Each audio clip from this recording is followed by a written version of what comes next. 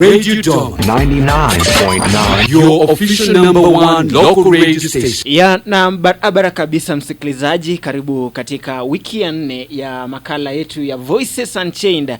Kumbuka Voices Unchained ni makala ambayo yanakujia kila siku ya Alhamisi ili tukaweze kuzungumzia masuala ambayo yanawahusu vijana. Kumbuka katika wiki 3 ambazo zimepita tumekuwa tukiangazia jinsi ya kuwawezesha vijana kupitia uchaguzi na masuala ambayo yanawahusu.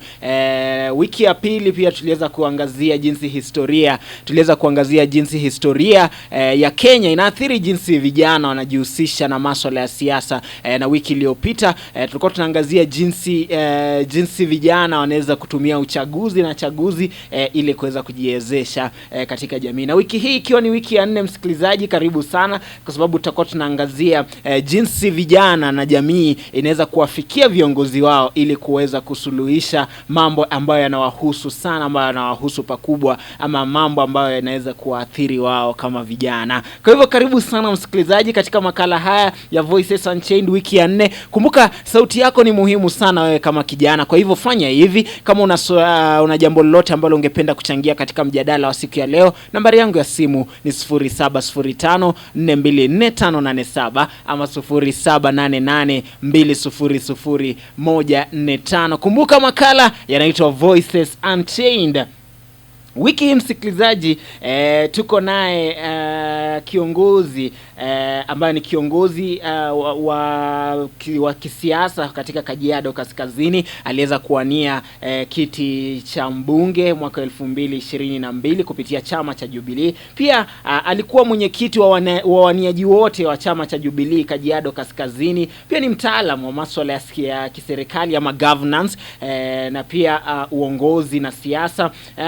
Ni mfanyi biashara, ana ufahamu wa sanaa na pia katika tasnia ya kompyuta. Pia ni mfanyi biashara na mkurugenzi wa shule moja ambayo inaitwa Red Soil Schools. Kwa hivyo mgeni wangu siku ya leo anaitwa Bwana George Mwiruri Mugo Simba. Karibu sana katika studio zetu Bwana George. Asante Mr. Makolo. Karibu sana. Hii inaitwa Voices ni Makolo tu. Hata sijafika hata kwa hivyo karibu sana. Unajua wakati tunazungumzia masuala ya youth empowerment, watu ni kitu ambayo imetumika kwa muda mrefu sana.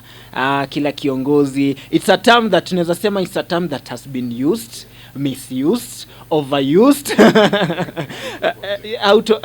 yani misinterpreted. It's a term that kila mtu anaitumia. Wakati tunazungumzia youth empowerment, wewe as a person, wewe kama bwana, sijui sasa tutatumia jina gani, sijui ni George, bwana Simba. Unajua kuna yule Simba wa Tanzania.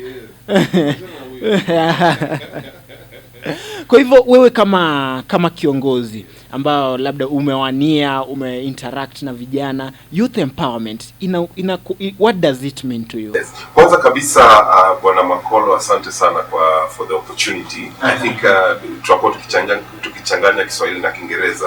Thank you for the opportunity for of course for Damas Radio to give me to be on this platform. Introduction haikuisha kabisa. Sasa Simba ina maana. Inamaanisha simama imara madam bro amka, which means the lion in you, both the lady and both the man, should come out and be able to take its stand or take its position to be able to guide and do the things that are supposed to be done for that particular person. Yeah. So basically that is the introduction that Bwana Makolo ulikuwa umemiss, yeah? Ilikuwa ni muhimu niseme hivyo. Lakini kwa youth empowerment, wacha niseme hivi, na nitapatiana example. Mimi ninafanya I'm an employer, yeah? I've employed quite a couple of people on my payroll. I have about 23-24 people, yeah? But let me not go there right now. Let me start with what is simple and understandable. Nilikuwa na studio na bado niko na studio, yeah, hii ya studio muziki. Na kulikuwa na majamaa wengine walikuja kutoka wapi, kutoka Congo. Yeah, walikuwa marafiki zangu sana. Of course they've become now part of citizens, right? Now huyu jamaa, kulikuwa na jamaa mmoja anaitwa Seba. Na Seba alikuwa anajua kucheza gitaa. Sawa. So amekuja tulipatana kanisani, nikamuona ndio anacheza gitaa vizuri na anacheza vyombo vyote, ni zote ama vyote. Anacheza drums, anacheza keyboard na etc. So akakuja kwangu akaniambia, mimi nilikuwa na studio, of course mimi najua pia kucheza gitaa, najua kucheza keyboard, najua kucheza hizo vitu za instruments basically, na niko na sauti ya kuimba. Ndio sasa naimba bass, lakini ukisikia nikibadilisha marafiki zangu wananiambianga niko na baritone. Ile naimba unaona. So this guy, when I met him, he didn't know how to do the production. Now we needed to take his talent. That was many years ago, 2006, 2007, quite a long time ago. So the whole idea was to take his talent of guitar, put it or enable him to understand how to do the production and be able to expound it, be able to now take it out there so that people are able to see. Right now, sai tukiongea, Seba mkono yake ni gitaa. Production afanye nini peke yake, afanye audio production peke yake, anafanya pia video production. Nilimfundisha hiyo yote. Unaona? And so na anaweza sasa ameanza kampuni yake, pia paka alioa, alipata bibi na bibi mwenyewe anafanya production. Bibi mwenyewe alikuwa anaimba kwa praise and worship. So because of what I was able to plant into Seba with God's help, Seba ameenda, ameoa, ako sahi na watoi, na bibi yake ni mwimbaji. Ali-release, niliona production ame-release last week, 2 weeks ago. Because of what he was able to do, because of the interaction that he had with me. So unaona I replicated myself in him. All right? And that is what youth empowerment is. You see? So I'm able to impact him. He's able to, he's able to sustain himself. He's able to sustain his family. He's able to basically earn a living from the skill that he acquired from me. You see? Yes. Kwa hivyo youth empowerment is basically to bring out the best of what the youth can do. Exactly. And I think that the right word is to replicate yourself in that person. Inaweza kuwa mmoja, wawili or something, but you replicate yourself whereby that person, if you're not there, that person can continue. Yes. Yeah, well brought out. Kwa hivyo this is ni term ambayo imekuwa ikitumika sana na wanasiasa na viongozi, hadi viongozi wa dini. It's a term that has been used. Yes. Now, how can maybe political leaders empower the youth? Kwa ufupi tu labda. Aya, sasa hapo let me give an example. Last week, November 28th, umeona kwa social media. Murkomen, CS, Mheshimiwa Murkomen, ameenda Baringo. Kumekuwa na football tournament hapo, Peace, akaenda hapo akasponsor hiyo cup, which is a very good thing. And Mheshimiwa Murkomen is in my church. He's a good guy. You know, tumesalimiana tu, hatuja interact, but I know him. Kuna siku tulienda parliament tukasalimiana. But then now he goes there and the youth heckle him. Why do they heckle him? Because it's not of his causing, but the people that were working around that, they imported people. They imported sports people, sports guys, to come and play in that tournament that was not supposed to be those. In other words, haikukuwa ya wenyeji. You see? So that way, you see, he's a politician and he's trying to impact the youth there by that tournament. But sasa inakuja inakorogwa. Haiendi pali inafaa kuenda. Kama ni pesa inakuja, uliona kama siku ingine pia, I think it was 2-3 weeks ago, waheshimiwa wamekuja wakaland kwa stadium fulani after tournament imeisha, na wameland wametoka na bags za pesa. So you ask yourself, sasa hiyo pesa itasaidia watu aje? Si watakuja wapewe, waishe, maybe waende wakunyo or something like that. Na kila kitu ishe, then we go back again to the rat race. That is not empowering. But let me give an example. Now, a flip side of it. my very good, I call him my political father, Honorable Manje, the former MP. Saile nilianza kucampaign. He's a mature citizen. But I don't know his age per se, but he's quite mature and very respectable. Mimi, sahi I'm 43. Youth hapo. Niko kwa hiyo bracket. Youthful, yes. So tumeenda, tukianza siasa, tulienda na pio wangu anaitwa Sam. Now Sam is a youth. So natembeanga na yeye, nataka ku-replicate pia mimi kwake. So tumeenda na yeye bunge. Guess what Honorable Manjes does? He gets out of parliament. Unaona hiyo 45 minutes wanakuanga nayo break after parliamentary session. Akanipatia 30 minutes. Mimi na yeye, unaona vile tumekaa tunaongea. Sayo nimevaa suti na kaa poa, unaona, just to impress. Amenipatia 30 minutes. Nimuongeleshe, nimwambie what is Simba? What does Simba have? Why should I support Simba for MP? So that he comes and takes so that Simba comes and takes over the seat that he was leading. Why should I do that? Honorable Manja alinipatia 30 minutes. Yeah? Right now as we speak, he has taught me something called loyalty. You see? Loyalty. And I'm able to actually appreciate his wisdom. I'm able to appreciate and see that he is for me. He's there to like replicate himself in you. Now. In me. Yes. Okay, that was all about youth empowerment and what it means. Okay, one of the ways that the youth and the community at large were supposed to be empowered, to make sure that community inakuwa empowered, was through devolution. Devolution ilikuwa wakati ambapo ilikuwa to bring services close to the people, to bring things close to the people, mambo kama health, so many things were supposed to be brought close to the people, development and so on. Bwana Simba, has devolution really brought the service? Kulikuwa wakati constitution ilikuwa inakuwa formed, there was that vision.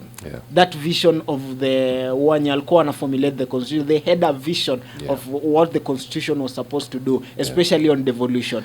Has it really achieved that? Especially saizi tunaona bado viongozi wanasema tunaenda state house kutafuta maendeleo. I'm not against it or I'm not supporting it. Lakini has devolution really served its purpose, especially on empowering the community and empowering the youth? Yes. Now, this is my response on that. And this is one of the reasons that was inspiring me to get into parliament. To strengthen devolution. To strengthen devolution. To give it the muscle. To give it the power that it needs. Right now, we have 47 governors. They are the ones who are spearheading the devolution agenda. But as we speak, right now, power still looks like it's still in the head of state. Bado iko tu hapo. So hiyo vision ya Mheshimiwa Raila and others who had spearheaded that in the, was it second or inaitwaje? There was a way that Raila and others, Honorable Mheshimiwa Raila and others, had desired that the presidency gets devolved down to the people, so that the people, kama wewe na mimi, get to feel that power, all right? But then from where I stand, it looks like it's not being, kuna mahali inakatizwa, kuna mahali haiendi vizuri. Ukiona Mheshimiwa Waiguru anasimama anasema hatuna pesa, hatujalipa viongozi ama hatujalipa staff, hatujafanya hii, kuna shida.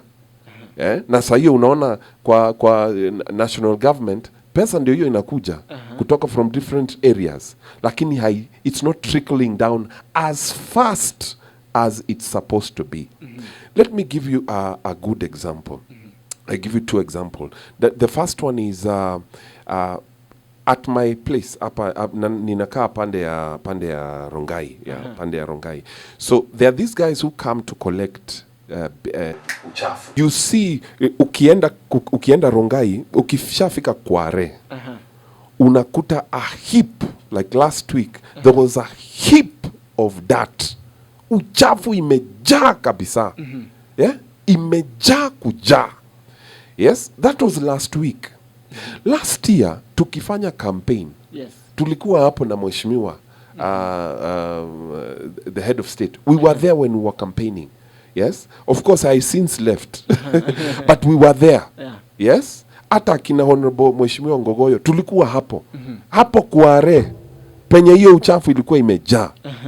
Na nikakumbuka mheshimiwa rais akasema hiyo vitu yote itatengenezwa, market itatengenezwa, so that the people there are able to enjoy at least some modern way of doing their trade. Saa hii hiyo uchafu ilikuja kutolewa, niliona ilitolewa almost saa 6 ya usiku na magari za county council. So I asked myself, kwa nini imekaa that long? If these guys had money, yeah, if these guys had money in time, in time, that would have been removed. That would have been taken care of very, very fast. Yeah, but now that cash is not there, or if it is there, it is being inaenda iko na mashimo. Yeah, pesa inakuja ndio, lakini haiendi pale inafaa kuwa. So I sat down and thought, okay, what can we be able to do? And this is one of the things that I wanted to bring in, or to inject as a fresh fresh blood or fresh idea. I sat down and thought, I'm a spiritual man. So I asked God, what can we be able to do? So I got this idea of taking democracy and theocracy together and fuse them together to form a trinitocracy. Umesikia hiyo?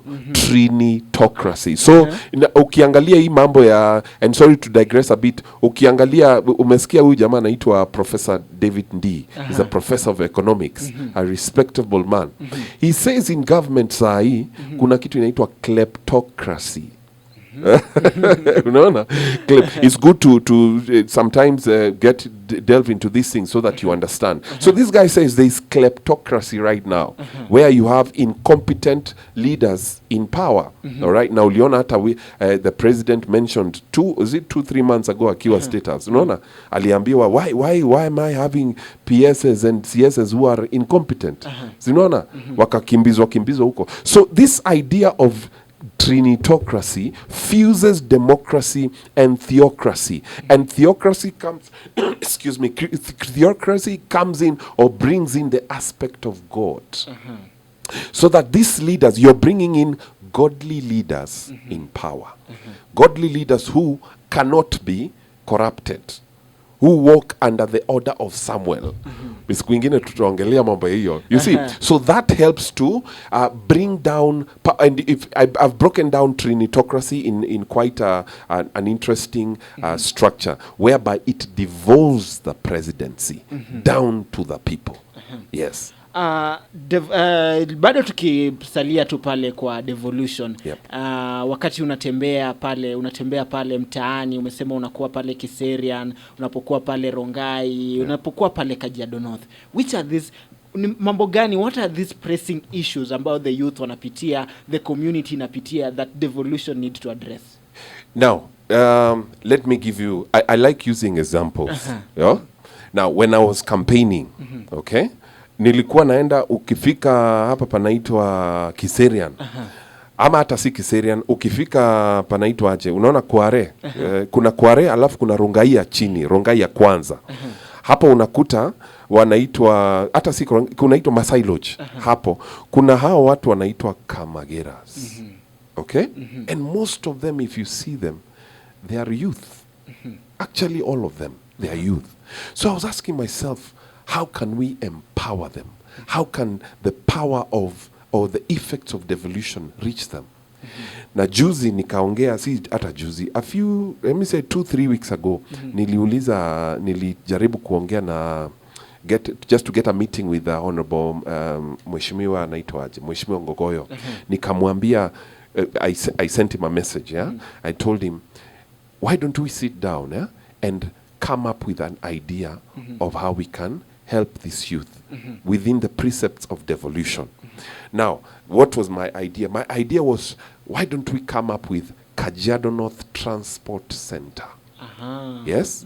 Which can be able to tap into this youth, so that Mheshimiwa Ngogoyo akikuja, badala ya yeye kuzunguka ama kufanya vitu maybe ameleta pesa or something like that, badala ya hizo, kama juzi si juzi, about last month alileta Mheshimiwa Kindiki kufungua police station. Yeah, so wakafungua police station, and the moment you open the police station, it means, the police station, it means security has, the perception of security has improved. Okay, but then the police station is inafunguliwa, then that week unasikia there are some youth kama saile ilifunguliwa tu, just the next week tulikuwa, there were some two boys, two young men, one was 23, the other one was 21, and a girl who was, I think, 19 or something. Walikuwa wameshikwa na pisto ya nini imetengenezwa nyumbani, is homemade, and they were accosted. They were taken to of course they were arrested and etc. So you ask yourself, what was the impact of that police station? Yeah, so and it's not in a bad way to criticize what he did. He did a good thing. Yeah, but then there are ideas that we can be able to sit down that can have more impact, such that, like this Kamageros per se, if we have the Kajiado North Transport Center and structure it in a nice way, it can be able to employ more youth. And you won't hear this 21, 23-year-old and etc. being arrested. Yeah, because they have something to do. They have a place where they can be able to bring out their gifts and be able to be empowered economically. Yes. Umesema kwa hivyo joblessness is yes, one of the things. Joblessness, that's one of the things. Another thing is not tapping not tapping gifts. And you see the example I gave of Seba. Yeah, I looked at him and I tapped into his gift. All right, sasa wacha nikupatie example ingine. Kuna hii anaitwaje huyu, anaitwa CS Ababu. December 2022 amefungua hii inaitwa Kalasha Awards. Si ndio? Amepromise artists pesa fulani, sijui ilikuwa 2 million ama kitu kama hiyo. Yeah, alafu kuna huyu artist anaitwa Tande Sanaipe. Yes. A year later tulikuwa tunaona hiyo story last week. A year later ndio anakuja kusukumwa, nauliza pesa yetu iko wapi? Kama Tande angepewa hiyo pesa, wangepewa yeye na wengine. There were, I think about I don't know, I think there were about 20 or so or youth or something like that. Yeah, kama wangepewa hiyo pesa hiyo time, sasa hiyo wangekuwa wapi? Si wangekuwa mbali. Yeah, so that is not tapping. Hiyo pesa inakuja lakini ina delay. Iko like sasa tunaona juzi ni juzi ama jana ndio Ababu alisema pesa imetoka. Yeah, actually it was juzi. Juzi ndio amesema pesa imetoka. Ilikuwa wapi? Ilikuwa wapi? You see, so it's like there is a disconnect between the politicians or our leaders and the youth down below. Those are just two examples. Joblessness na hiyo delay. Delay is bad. It's like a spirit of delay. Mtu akinini, patia mtu pesa yake. Yeah? Mtu akifanya kitu, patia pesa yake hapo, ajiendeleze. Lakini pia ukimpatia pesa yake, patie, like for example, I would expect wamekaa chini, they have formulated structures of how you can be able to know how to spend and invest that money. Si ati unapatia huyu mtu pesa, alafu the only thing that you can do, kwa sababu fuel prices ziko huko juu, vitu ziko juu, wanaenda, ukienda kwa supermarket pesa yote imeisha.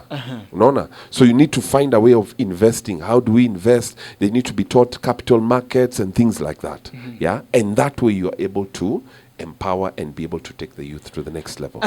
Thank you so much msikilizaji. Naitwa Voices Unchained. Zungumza nami kupitia nambari ya simu 0705424587 ama 0788200145. Iwapo una swali lolote ambalo ungependa tuweze kuangazia, basi ndani ya Voices Unchained siku ya leo kuna na mgeni wangu Bwana Simba, basi nitumia rafa, unaweza nipigia simu ama pia unaweza nitumia unaweza nipata pale kwenye mitandao ya kijamii pale kwenye X @radiodomas, kwenye Facebook @radiodomas.fm na pia kwenye Instagram @radiodomas.fm. Bwana Simba, these challenges bado zipo. Yeah. And it's almost 10 years or more into devolution. Actually it's how many years? 2013 ndio iliingia. Yes. It's almost 10 years. We just celebrated 10 years of devolution. Yes. But the constitution wakati ilikuwa inaleta akina MCA vyeo kama vile kina ward admins ikakuja, pia Kajiado kuna village admins, wote hawa, all these things were so that we can reach our leaders kwa urahisi.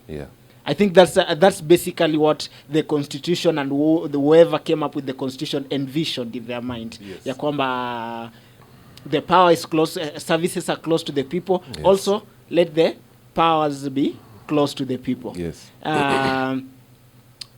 Talking about these challenges, do you think the youth are able to access these people venye inatakikana? Kwa sababu we are talking about how the youth can be able to reach these people. Yes. But so far, kabla hata tujaangalia jinsi ambavyo the youth wanaweza kuwafikia watu hawa, yes, do you think the youth have reached these people well, despite the fact all these structures, yes, wamewafikia kweli? Yes. Let me respond to that question in a very unique way. First Samuel chapter 17 verse 17. Yeah? It talks about David. David sahi alikuwa 17 years. Yes. Unaona? Na alikuwa sahiyo Israel ilikuwa inapigana na kina Goliath na etc. So baba ya David akamwambia, wewe bro, enda chukua hii ilikuwa roasted grain and 10 loaves of bread. Chukua hii upelekee brother zako kwa vita. Unaona? So David naye akaenda, akafika kwa vita, akapatiana hizo chakula, akaanza kuingiana na hao watu, hao masoldiers. Kidogo kidogo amefikia nani? Amefikia mfalme Saul. What am I saying? David had something called content. Okay? So today as a youth, you have to have content. Actually, I've summarized into 4. You have to have, number 1, you have to have content. Number 2, you have to be brave. Usikue muoga. Jitoe. Usikue muoga. Number 3, have good judgment. Yes? For example, usikuje, for example, kama wewe Maloko, ama mimi mheshimiwa, pase, ama mtu mwingine, ukimuona hapo, usiende ukaanza ati haujui kuongea. In other words, don't just speak the way you want to speak. Hapana, jipange vizuri. Kuwa na hekima, yeah? Have the best. Usiende huko kuropokwa. Hapana, know what you're doing. I mean, know how you're presenting your they usually say it's about how you do it, not what you do. Yeah, so go there with some content, and then lastly, live outside the box. Usikae ndani ya box, kaa nje ya box. Yeah, now by that I mean, you see, David went to conquer. Israeli ameshapatiana mkate, yeah, na chakula, akaenda akapenya akapatana na Saul, akasikia ati kuna kajamaa kanataka kuua huyu jamaa. Unaona? Akaenda akatoa na alienda kuua Goliath na nini? Alitoa sling na mawe. Yeah? That is living outside the box. Which means there is something that David had. There is a skill that he had. He was able to present it. It gave him that confidence. Wacha nikupatie example mzuri tu tukimalizia. I mean tukimalizia your discussion. Mimi, besides, I told you, I know when we were discussing behind the stage, I told you I've invested in the education industry, in the music industry. Kuna kitu ingine sijakuambia. Mimi upika keki. Unaona? Mimi upika keki. Na nilijifunza aje? Mke wangu ndio alinifunza. Yeah? Na si kukaa chini kuenda utalii college, hapana. Ama hii bakery school, hapana. Nilikaa tu chini nikiangalia bibi yangu akipika keki. Unaona? So na zile keki alikuwa anapika, alikuwa na zingine anachukua natupa kwa dustbin, nasikia nauliza kwa nini? So I learned from 2016, I learned how to bake cakes. Sasa siku moja mke wangu akaenda mahali. Yeah? Na this is recently. Akaenda mahali. Then nikapigiwa simu na rafiki yangu. Anafanya kazi huko bunge.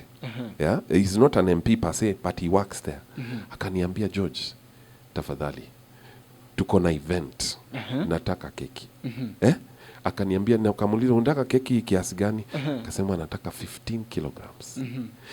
Wewe Maloko umepigiwa simu umeambiwa nataka hii order 15 kilograms ya keki. Yeah, keki 15. Do you know 15 kilograms of cake? That is a lot of cake. Wacha hii 1 kg 1 kg 1 kg ya birthday. So mimi nikasema okay fine, I'll take the challenge. Hiyo meeting, hiyo event ilikuwa wapi? Hapa Lang'ata. Na kulikuwa na watu karibu 500. Tukapeleka keki hapo. Tulikuwa na Sam ako hapa. Tukapeleka na yeye. Kaweka kwa gari keki, there were 5 pieces, 5 kgs each. No, there were 5 pieces, 3 kgs each. Yes? Tukaenda tukapeleka, tukakatakata keki vizuri, wakakula, wakafurahi, wakashiba. Yes? Huyo jamaa akakumbuka, sometime I think during budget akakumbuka. Unakumbuka saa ile CS wa Treasury, CS wa inaitwa aje? Ni Treasury. Saa ile alikuja kusoma budget. Yeah? Hiyo siku kukuja kusoma budget. Guess who called me? That friend of mine called me and told me, George, I have tickets for you. You want to come? Akanitumia, nikakuja. Tukapatana, akanipea tickets, tukaenda. Tukaingia parliament. Tulikuwa tumevaa suti ya pesa mingi. Tukakaa ile inaitwa public gallery. After that tukasikia we sat there for 3 hours 20 minutes. That's the length of that the length of that budget. The time it was being read. Now after that anaitwa aje speaker akasema welcome to the inaitwaje hiyo dunia kiamsha kinyo inaitwaje the party that comes after the buffet. Yeah, welcome to the speakers buffet. So tukaenda, so tukakunywa chai nini. In the process mimi nilikuwa nimejipanga, nasema hii nitapatia nani, hii barua nitapatia ule chairperson wa hiyo finance committee. Alikuwa anaitwa Mheshimiwa Kuria, MP Molo. Si nikampatia. And that alafu tukatoka tuseme tulikuwa tunatoka tukapigiwa nini salute nini blah blah blah. So what is the moral of that story? The gift that I had some content, and that content gave me a way to be able to reach the leaders. Yes. So as a youth you need to have content. Napata arafa hapo hivi kutoka kwa Victoria akiwa maeneo ya Karen, anasema Makolo, the problem is that most of these leaders don't give opportunity. Mr. Mugo was lucky to get an opportunity. Where will the rest of us get opportunities? I think hiyo tutazungumzia wakati tutakuwa tunaangazia what the leaders can do. Yes. Napata arafa nyingine, anasema good morning Makolo, Voices Unchained is going on well. Anasema kwamba the youth are not taking advantage of opportunities that they have, for example public participation, and that's where I was heading, Mr. Simba. Kuna so many things ambazo tumeangalia. Umesema kwamba the youth should have content, wanafaa kuwa brave and have that confidence, but there are so many things over the 3 weeks tumekuwa tukiangazia masuala na public participation, civic engagement. There are so many opportunities for the youth to take out there, lakini vijana wengi hawajui ama hawana idea of these things. Why is it so? I think number one is you could say lack of course the economic empowerment, lack of cash. Let me give you I like examples. I'm a teacher, I have a school, so examples help to connect, so that you know that mimi siongei two parables. I speak with examples. Was it in June or July? There was public participation hapa Matasia. Yes, where we were talking about actually it was before the budget was read. Yes. And on the social media it was announced, kujeni mfanye public participation, na ilianza hapa Matasia. So nikaambia pili wangu hebu tuende. So tukaenda tukapatana na Mheshimiwa Ngabo, tukapatana na Mheshimiwa Dereri, tukapatana na Mheshimiwa Eli, tukapatana na au wote tulikuwa nao. Then the facilitate hata ward admin alikuwa hapo. Yeah, so tukakaa chini and the county was there, represented by, of course, the Mheshimiwa. He was represented there, and they were the ones who were chairing the meeting. Then they had this list of things to discuss. How do we budget? How do we put funds here? What do we charge to this and this and this and that? Sisi tukaenda. Yeah? Tukaenda. And we got an opportunity. Saile tulikuwa tumeanza. Tulikaa hapo karibu 2, 3, 4 hours. Tukakaa chini. And then we were split into groups. Yes? Mimi niliwekwa kwa group ya, I think, education and things like that, and signage and etc. The MCAs, can you imagine? And I congratulate them for that. The breed that is there is different. Akina Mheshimiwa Ngatho, they are very, very good guys. They know how to connect with the people. Yes? You give them a call, they'll come. As long as you're not pestering, upigi simu saa 6 ya usiku. But they were there. They came to the group that I was in. And there were several groups. There were like 10 groups. And that was an opportunity to engage them. You see? So it is the youth who may not necessarily, they have this perception which has to be removed. They have the perception that has to be removed. But then again, it's also on their part, when they hear that there's this public participations, they need to go. Usikae tu kwa nyumba, amuka uende, usikize what. After that, we were given something. We were given something for our time. Sitting allowance. You see? Na ilisaidia. But then that was not the important part. The important part was the decisions that you're making. Wakienda bunge, because you have participated and given your views are considered. You get?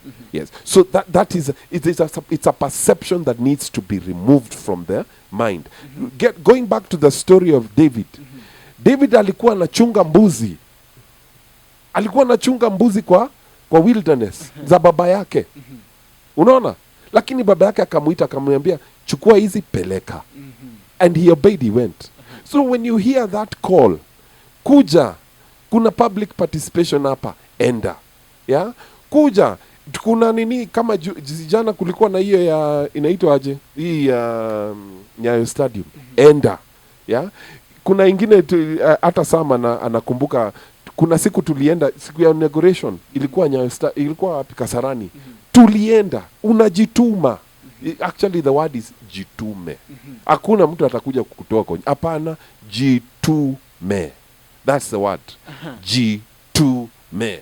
Yaman, msikilizaji zidi kuzungumza nasi kupitia nambari ya simu ya 0705424587 ama 0788200145 ama unaweza pia kutupata kupitia mitandao ya kijamii pale kwenye X @RadioDomasFM, kwenye Facebook @RadioDomasFM na pia kwenye Instagram @RadioDomasFM. Okay, you've brought the aspect ya vijana kuwa na mentality ambayo inafaa kutolewa. You know, it's something ambayo tumekuwa tukizungumzia.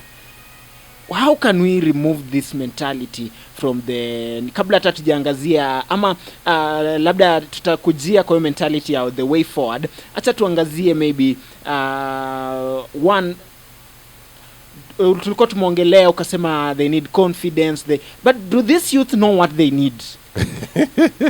Au vijana wanajua kwamba we are supposed to hold the leaders accountable? Yeah. Now let me respond this way. They are beginning to know. They are beginning. The process has started. Ukiona kama sasa tuko social media, nikienda X kwa account yangu, and you see the discussions. Yes? And you see that these people, they are beginning to be aware. They are beginning to know that their rights have to be taken care of. Okay? They wametoa hiyo mentality ya complacency. Wameanza kujiunga, wameanza kuparticipate. They have begun to basically just interact with the leadership. They have begun to get into the system and to know how things are supposed to be done. Yes. Yes. Kwa hivyo, how can the youth reach these leaders? Tumeona kwamba yes, ni kuna zile mbinu, kuna vitu ambavyo vimewekwa in place, but how can they reach these leaders? Okay. Again, let me respond in a very unique way. Okay? First Kings chapter 12 verse 1 to 10. I mentioned, I said I'm a spiritual man, so I read quite a lot of scripture. Now this story is about Rehoboam. Okay? Rehoboam was being made king. Okay? And then the Israelites were there with their leaders, and they wanted to make Rehoboam king. All right? He was taking over from his father, Solomon. Okay? Then they took this guy called Jeroboam. Yeah? And they went together. They went to a place called Shechem. Okay? Then while they were there, the scripture says the whole assembly began to interrogate Rehoboam. Wakaambia Rehoboam, wewe baba yako amekuwa akitufinya na heavy taxes, amekuwa akitufinya na vitu mingi, hard labor and etc. Sasa wewe fanya hivi ya, tupunguzie. Ukitupunguzia, we will be your loyal subjects. Rehoboam akaenda akaambia, wakauliza wazee tufanye nini? Wazee wakaambia, sikizeni vile watu wamesema. Sikizeni vile watu wenyu watu wako wamesema. Rehoboam akasema hapana, hapana. Akasema wacha niende nitafute mavijana wenye tumekuwa na wao. Vijana wakaenda wakamwambia, wewe ende uambie tutawafinya. Kama ni nini tax tutaweka mara 2. Yeah? Mara 3 mara dufu or something like that. Kama ni hard labor it will be more than that. Majamaa wakakasirika. Alafu Rehoboam akatuma jamaa mwenye alikuwa in charge of the forced labor. Walimpiga mawe akakufa. What am I saying? These guys were united. You see, with unity they were able to do that. Okay, and I have just summarized. Of course, I did some not some research. It's just based on experience. Yeah, it comes down now to community. How are you able to reach those leaders? There are 3 ways. Okay, that I have just summarized. Number 1, you can form an association. Okay, that is a form of unity. Form an association. Okay, register it. Enda kwa registrar, form it nicely. Kuna hizi opportunities za CBO. The law allows that. Form that, come together as usikuje peke yako. Ukienda peke yako kwa Mheshimiwa Ngogoyo hata kusikiza kama unless wewe ni best yake or something like that. Lakini mkikuja mkiwa an organized group. Naambia Mheshimiwa Ngogoyo, sisi tumetoka Rimpa Association, Rimpa Residents Association, or ama Rimpa Sports Club. Na mimi ndio huyu chairman, ndio huyu treasurer, na ndio huyu tunataka utusaidie. Tuko na tournament hapa, ama tuko na idea hii, tupatie tutafutie some money, tuweke, to invest. Mheshimiwa will listen to you. You see, he will listen to you. That is association. Number 2, have organized groups. For example, there is a friend of mine called, I think she's called, I don't know, Phoebe or something like that. She has this rebirth. It's called a rebirth. She basically brings girls, teenagers who have been, have had domestic violence and etc. Anakuja na wape, it's like a shelter. Okay? Na wameshikana na bwana yake, wanamsaidia. Wanasaidia hao wasichana. So when you have an organization like that, alafu chukua hizo makaratasi and do a good plan, do a good business plan, do a good support plan, alafu enda again, go to mpigia Mheshimiwa Ngatho or his aides. Mwambie, Mheshimiwa Ngatho, we want to have an audience with you, or we have to have a sitting with you. Niko na wasichana wako 20, wako 25, they need help. Okay, they've been chased away from home, or they've had issues here. How can you be able to help us? Okay, finally, have local chamas or SACCOs. Na hiyo sana ni wamama wanafanya hizo vitu sana. Wamama, si youth, wamama. Lakini kama youth wameanza pole. Okay, so have those form those local chamas. Have them registered. Okay, or SACCOs. Kama ni mavijana, have it come together, form a SACCO, form a chama or something like that. Go with that unity of purpose. Ukienda hivyo, you will be able to meet them. Hakuna mtu atakukataza, utafunguliwa milango. Yeah, napata rafa yake John akiwa maeneo ya Embulbul, anasema kwamba there is strength in unity, voices unchained. Naona nani mwingine pale anaitwa Andrew, anasema how can an empowered youth, an economic empowered youth have a voice? Sijui an empowered youth, yule kijana ambaye ako economically empowered. Yes. ni vipi atakuwa na sauti kuliko yule ambaye labda akikutana na mheshimiwa last week wakati tulikuwa tuna episode 3 kwa nasema kijana unakutana na mheshimiwa, there are so many pressing issues kwa community, lakini kwa sababu pia njaa, jamani, uko na njaa, umeenda kuzungumzia masuala ya basari, umeenda kuzungumzia masuala ya barabara mbovu, umeenda kuzungumzia, lakini mheshimiwa anakuita kanda na kuambia wewe fanya hivi, acha nikununulie lunch. How does youth empowerment, especially economic empowerment, tie to masuala ya political empowerment pia? Okay, let me answer that in 2 ways. Number one, how are you able to get empowered, or how unaongelelea ile ya umeenda kuona na mheshimiwa na una expect ukienda kumuona lazima utoke na kitu, ama you expect something to live with something. What I'm saying is kuna wakati tumesema you form chamas, you form these associations, unajua you have a business, you have a group ambayo ina run. This way you are empowered. You have your means of survival. Correct. How does this empowerment, an empowered youth, an empowered community, how does empowering a community elevate them peer politically? Okay, now let me give you again an example. Yes, 3 months, 4 months ago, you remember this lady, very, very powerful lady from Uasin Gishu. Okay? Unakumbuka hiyo Finland saga. Okay? Now what happened?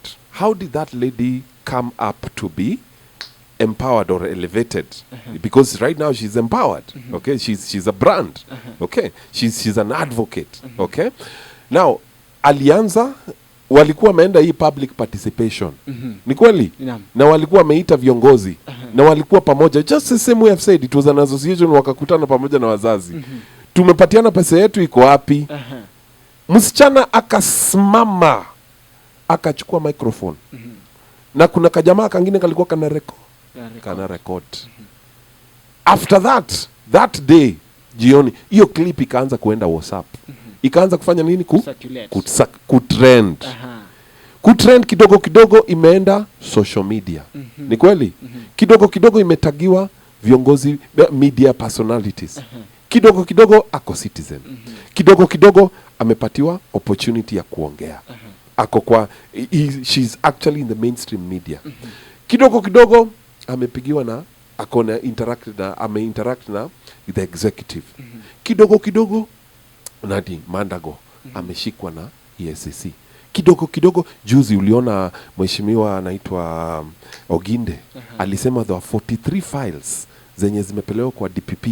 One of them was the Finland saga. Sai sijana niliona DPP wamepatia EACC authority to arrest senator. Why? Because a lady, a youth was able to stand up, brave, she had content, and she had good judgment, and she was eloquent. Sayo msichana ashikiki. Unaona? Na ameongelelea watu wengi. You see? So that's what we're talking about, and that's how it flows. You have to flow with that structure. That's how the structure flows. You cannot short circuit. Yes. That's how the flow goes, and that's how now you impact the community. Sai hakuna mtu atasimama aseme tunataka pesa yenu niwapeleke sijui. Hapana, you will think twice. Why? Because of that lady. Lakini kama hangesimama sai hatungekuwa hapa tukiongelelea hizo vitu. Kitu ya pili, and this is where I introduce now social media. Very, very powerful. Kama YouTube, it's free. Enda YouTube, fungua channel, put your content there. There is a friend of mine, I told you I'm an employer. I was looking for a dancer, to be able to teach my kids, okay, to teach the kids. Guess what? So I go on social media and I see on TikTok, there's this girl who dances. She's just a pro in dancing and etc. and etc. So the next thing I look for her number and I get the number. And I tell her, why don't you come? Kuja nikupatia kazi. Ya kufanya nini? Kufunza. Why? Because I was able to interact with her on social media.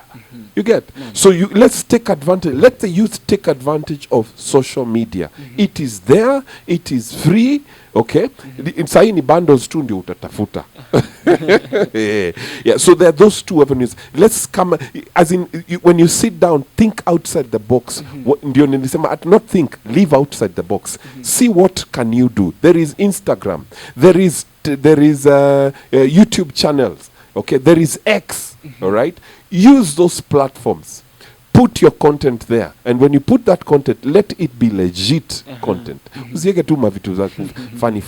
Kama we ni demu, usiende hapo kutwak. Hapana, put something. Kama we ni mjamaa, usiende hapo kuweka vitu funny. No. Put something that is legit, and your ninis will be able to flow. The power of social media, it's something that has been coming up in all these episodes, Voices Unchained. Social media, and it's something also that came up last week tulipokuwa na episode 3. Mtu akasema kwamba all these political leaders, if you are holding a public office, I think pia inafaa kuwa mandatory kwamba you should have a social media account. Kwa sababu we can reach you there. Yes. Kwa sababu unapata kwamba we are now in a digital world. Yes. We can address our issues through social media. What do you think? How can the leaders, both the leaders and the youth, utilize social media so that we can be able to address these challenges that face the youth? Now, let me answer it from a leader perspective.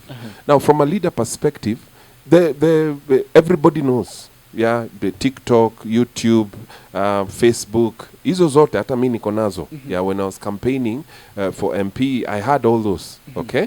But then, kama sahi, kuna mtu nikienda kwa social media, kuna watu walikuwa wanauliza maswali. How can we get you, etc. So, it is for me to respond. And when I respond, I respond at midnight. Sa ile nimechoka, so na respond to sentence moja. Now, what am I saying? Even as much as you have a social media account or something, of course, that's a trend. You need, if you don't have it, wewe sijui unakaa wapi. Yeah, but now the trick is, or the catch part is, the people behind. Who are your handlers? Okay, who are handling that content? Wacha nikupatie example. So campaign, si ndio tumeanza, sasa hiyo nilikuwa UDA. Si campaign huko kunaitwa Rongai, tukakuja hivyo, then William and the president and the DP, when they were coming with their caravan, yeah? Si mheshimiwa Ngogo yako hapo, yeah? Mimi sikukuwa hapo, mimi nilikuwa mbali kabisa. But the social media handlers, guess what they did? On the Twitter of the president. Yes? And it was live at that time. When the president was standing up to recognize the people who he is with, the senators, the governors, Katolo Metito at that time, and then the MP, that is Honorable Mheshimiwa Ngogoyo, who is there now, who is the current MP, and then the MCAs. Kwa social media, Twitter, that time before it was X, iliwekwa, badala Honorable Ngogoyo, iliwekwa George Mugo. Na president akasema hivyo. Ona? So later it was pulled down and replaced. You see? So your handlers are very important. That's why I say you need to have, like, let me call it a call center of some sort. Yeah? And professionals. Watu wanajua kile wanasema. Kama sasa ni ofisi ya Mheshimiwa Ngogoyo, na pole nimemention Ngogoyo because ni mheshimiwa wetu sahi, lazima tubombard. Yeah? So he needs to have they call what a call center. Now that call center, kuna watu mavijana, they are in charge of the YouTube channel. Kuna mavijana, they are in charge of TikTok. Kuna mavijana in charge of Twitter, X. Okay? Kuna wengine in charge of Instagram. So they are constantly updating. Yeah? And then their language is on point. Then ukipiga simu, yes? Ukipiga simu, simu inachukuliwa. Hi, how are you? This is Honorable Ngogoyo's office. How can I help you?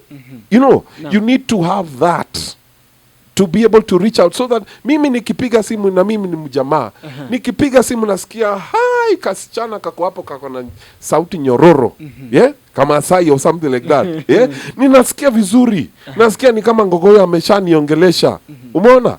But then sasa ukipiga simu kwa mteja hapatikani, unatuma message, it is not responded to, unatuma of course mheshimiwa atakuwa na namba yake private yenye watu tu wachache wako nayo, si kila, lakini kuna ile ya public so that when you communicate there is immediate response.